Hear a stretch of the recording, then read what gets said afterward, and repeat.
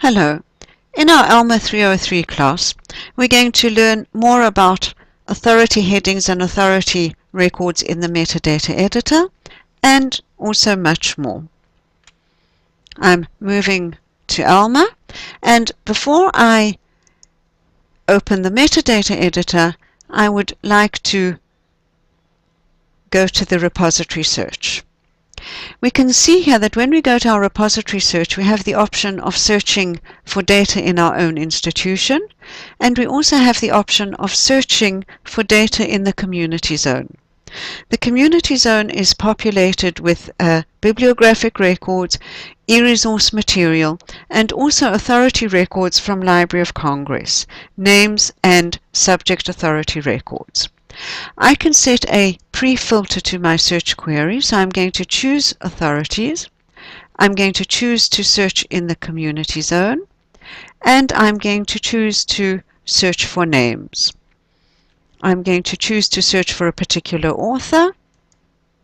I'll click on the Go button, and here now we can see the results of the authority records that were found in the community zone. Note that I have the option of clicking on the Search Bibliographic Records option to see the records that I might have related to a particular authority name or subject in my own institution. So at the moment I'm looking at results in the community zone. As soon as I click on this option, Alma is going to switch to my institution and present results to me. And here we can see the records that I have, the bibliographic records that have a matching authority heading as part of the bibliographic record. We're going to move to the metadata editor now.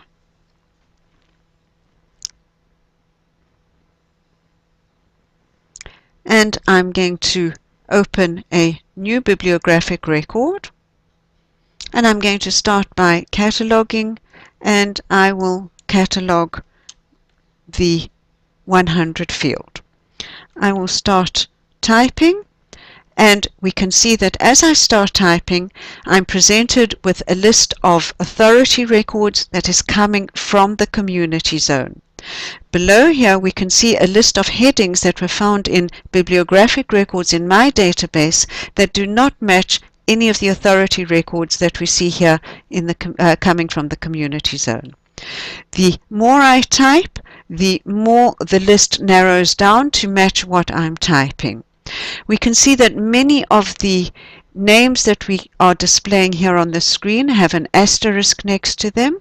This is an indication that this particular name is the authorized form of the heading. I'm going to choose an unauthorized form of the heading so we can see what Alma does with this. I just click on that particular option, and we can see that automatically Alma will give me the preferred form of the heading. I'm going to move to the option of being able to catalog an authority record from my metadata editor. I'm going to open this particular record. We can see that we have an authority record. If I click on a particular field and I click on the Info tab, we can see that we're now seeing information coming from Library of Congress, but on the authority file rather than the bibliographic file, as we saw in our 302 class. I'm going to ask Alma to validate the information that I have here, and we can see here that we have an alert about an indicator for the 450 field.